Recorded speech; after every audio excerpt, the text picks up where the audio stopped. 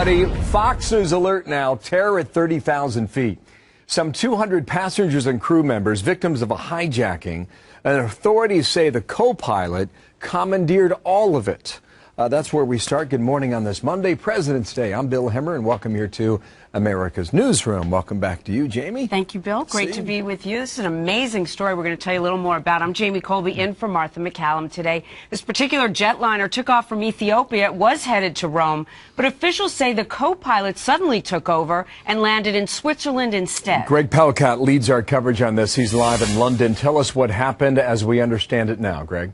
Yeah, Bill, Jamie, this is a strange one. It happened overnight as this Ethiopian Airlines flight number 702 left the East African country capital of Addis Ababa with a destination of Rome. And apparently, while it was still in African airspace, the alert went out that the plane was hijacked. That apparently came from the co-pilot who had locked himself in the cockpit, and it took over the Boeing 767 when the pilot went to the bathroom. Then there was this reported communications with air traffic control, a call for asylum and an assurance, a request for the Ethiopian government not tampering with the person who was involved in this hijacking. And then the plane was diverted north to Geneva, Switzerland, with first Italian and then French Air Force jets in chase.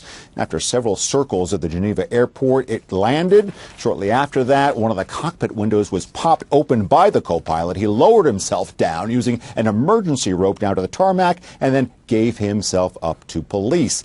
Now, passengers were then brought off the plane. No one was injured. Probably a lot of people on that plane, Bill, wondering what the heck had happened. I bet. Why did they think he did this, Greg? What was the motivation?